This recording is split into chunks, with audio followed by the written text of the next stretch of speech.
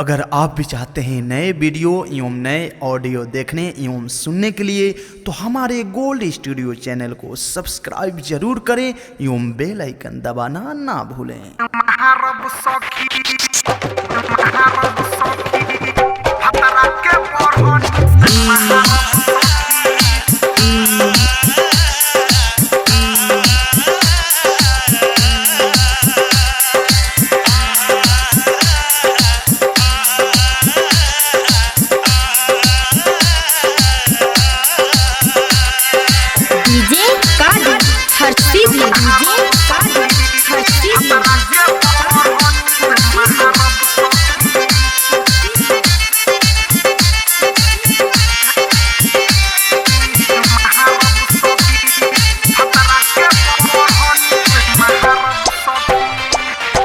मारब सखी मारब सखी भतरा के बढ़नी से मारब सखी मारब सखी मारब सखी भतरा के बढ़नी से मारब सखी भइले बा ओकरा भूत सुन सखी रे सखी बोलता खाली झूठ हा हा हा हा हा धइले बा ओकरा भूत बोलता खाली झूठ उठाई झाड़ू अपने से झाड़ब सखी मारब सखी मारब सखी भतरा के बढ़नी से मारब सखी मारब सखी मारब सखी भतरा के बढ़नी से मारब सखी। डीजे कादिर कादिर कादिर हरसिद्धि हरसिद्धि हरसिद्धि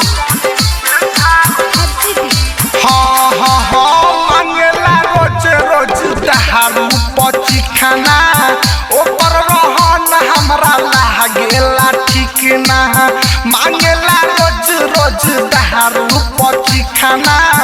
ऊपर रहन हमरा लागेला ठीक ना कितना ले कहीं बात सुन सखी रे सखी कटेला नहीं रात हा हा हा हा हा कितना ले कहीं बात कटेला नहीं रात हलाते मुके ओकरा के कारब सखी मारब सखी मारब सखी भतरा के बढ़नी से मारब सखी मारब सखी मारब सखी भतरा के बढ़नी से मारब सखी। डीजे कादिर कादिर कादिर हरसिद्धि हरसिद्धि हरसिद्धि हाँ हाँ हाँ राजन सरोज रोज कहतीले घिरी राइटर और